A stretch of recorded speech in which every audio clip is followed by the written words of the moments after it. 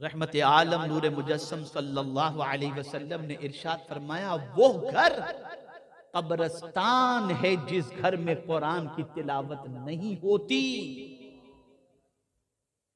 वो घर कब्रिस्तान है।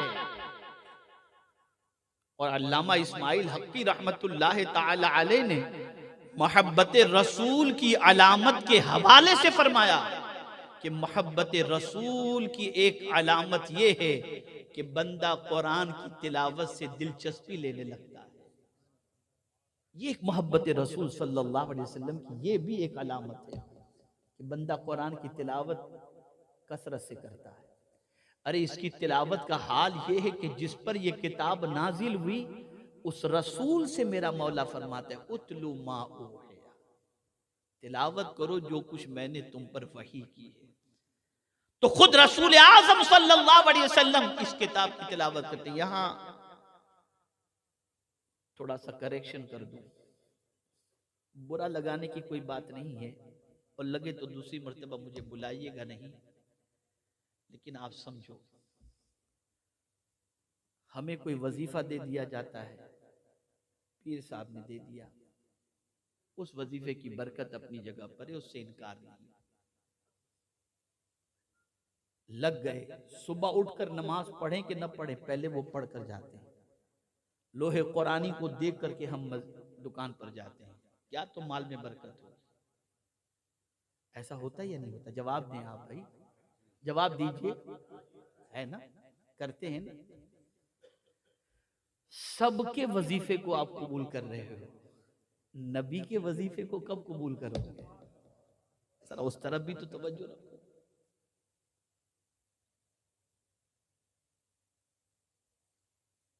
उस वजीफे को कब अपनाओगे?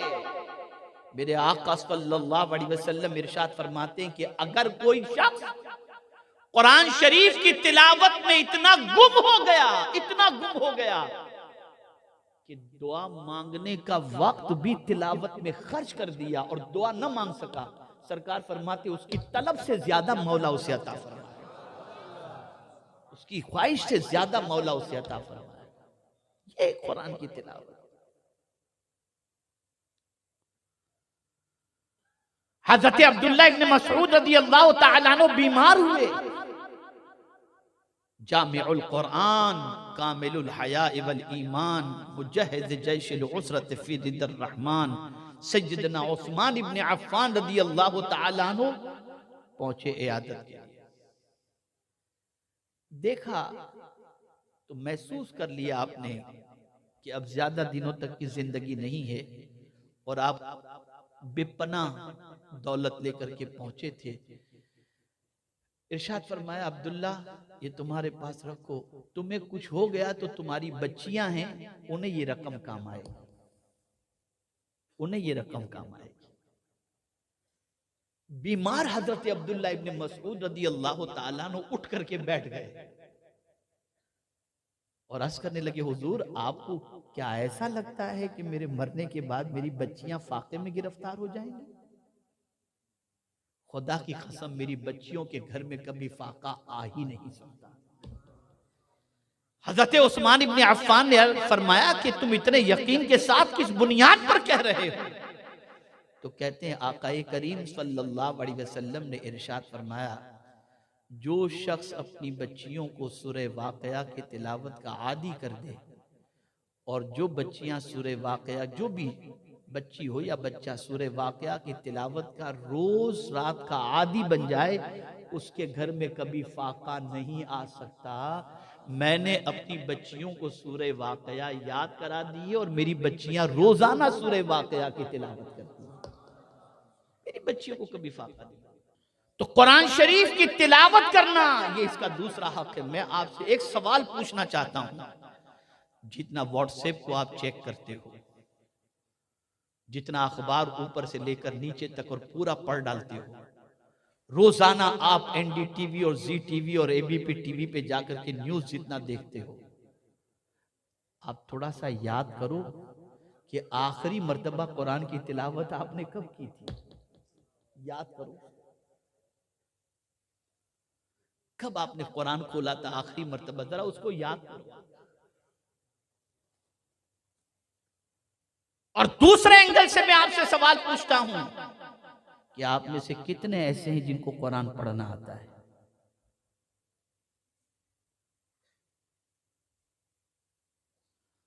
तो मुझे बताओ, जिस किताब से आपका ताल्लुक इतना कमजोर हो कि उसे पढ़ना भी आपको नहीं आता, फिर उरूज के ख्वाब देख करके क्या फायदा?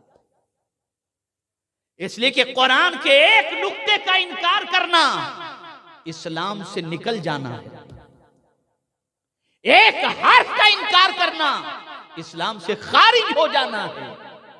तो आप इस किताब पर ईमान सिर्फ लिप सर्विस वाली पोजीशन में जबान से ईमान ले आए और पढ़ना लिखना कुछ भी नहीं। बहुत दुआएं हम करते हैं, अल्लाह हम पर रहम फरमा, ए अल्लाह हम पर करम फरमा। बिल्कुल दुआ करनी चाहिए, वो रहम नहीं फरमाएगा तो कौन करेगा। लेकिन उसने एक जगह कहा कि तुम न मांगो मुझसे, चुप रहो खाली। अगर तुम चाहते हो कि मैं तुम पर मेहरबानी करूं तो तुम खाली चुप रहो, तब भी मैं तुम पर मेहरबानी करूं। कब चुप रहो, कहां चुप रहो? तो कुरान कहता है इज़ा क़ुरिअल क़ुरआन फस्तमिऊ लहू व अंसितू लअल्लकुम तुरहमून। जब कुरान पढ़ा जाए चुप रहो और खामोशी से सुनो, मत मांगो। अगर नहीं मांगोगे कोई बात नहीं, लेकिन चुप रहने और सुनने पर भी हम तुम पर रहमो करम की बारिशें नाजिल कर देंगे। जिस कौम की सिचुएशन ऐसी हो कि कुरान सुनना भी अच्छा न लगता हो, पढ़ना भी अच्छा न लगता हो, वो कौम उरूज की शाहरा पर कैसे गामजन हो सकती है? तो कुरान की तिलावत ये इसका दूसरा हक है। कुरान का तीसरा हक, ये सारी चीजें तफसील चाहती हैं, एक एक हक पर तफसीली गुफ्तगू हो सकती है, लेकिन मैं थोड़ा सा गुफ्तगू को समेटते हुए चलता हूं। तीसरा हक क्या है कुरान का?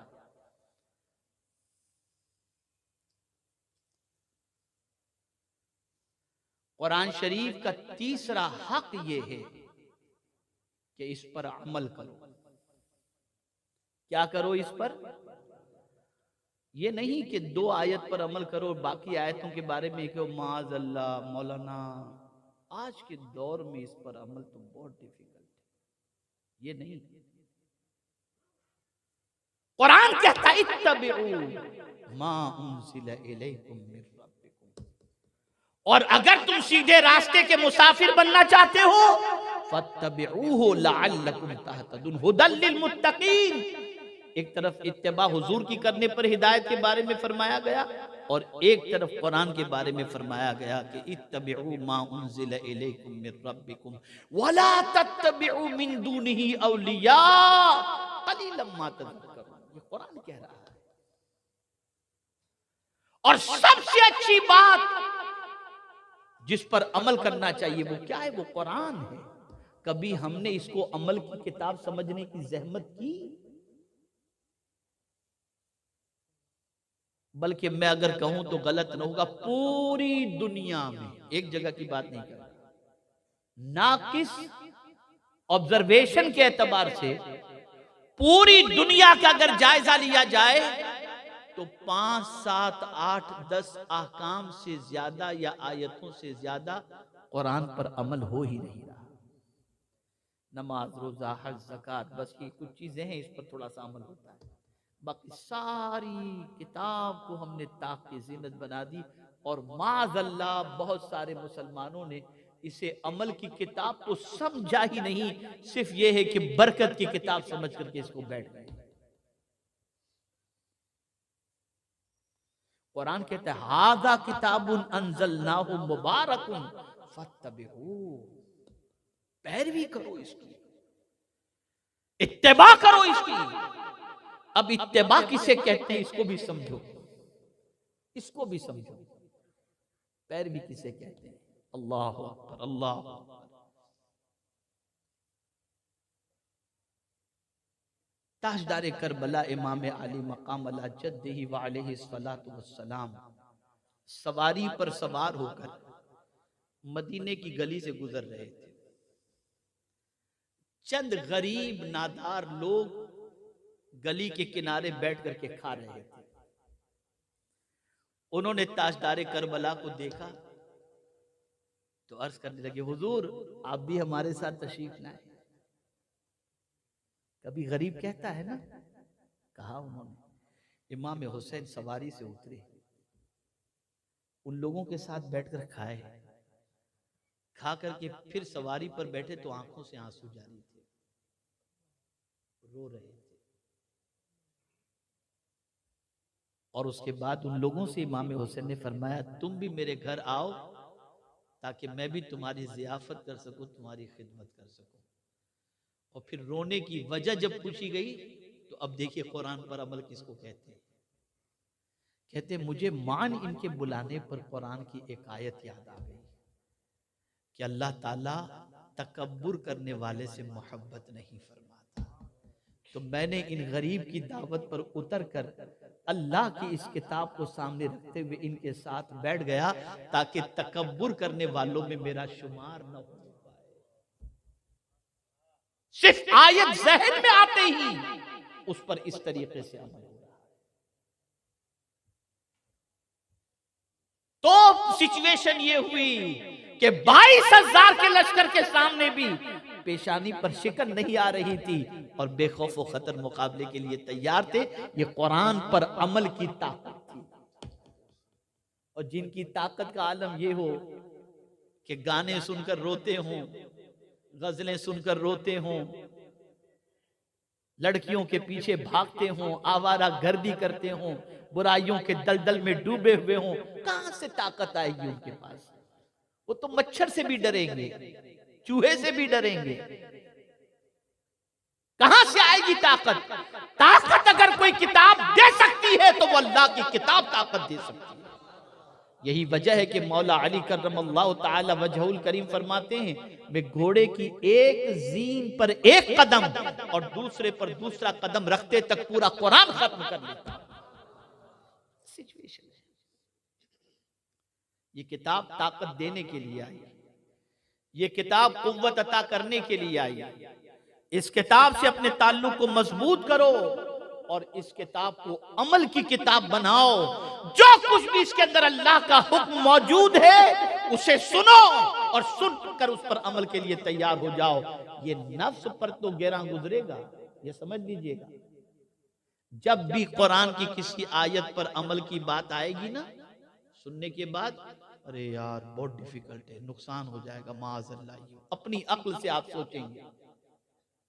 तो मैं हमेशा कहा करता हूं, अक्ल और ईमान का जब तकाबुल हो ना, तो अक्ल के फैसले को कबूल मत करना, ईमान के फैसले को कबूल करना।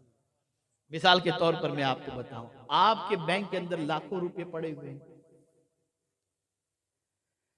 जेब के अंदर 10,000 रुपए हैं। एक जरूरतमंद गरीब जिसका बैंक बैलेंस भी नहीं है, इलाज और मुआवजे के लिए परेशान है, उसने आपसे राह चलते हुए कहा मुझे 8,000 की जरूरत है, जिनियन केस था, और आपकी जेब में 10,000 है, तो अक्ल कहेगी 8,000 मत देना, कम हो जाएंगे। ईमान कहेगा दे दे, अल्लाह ज्यादा अता कर देगा।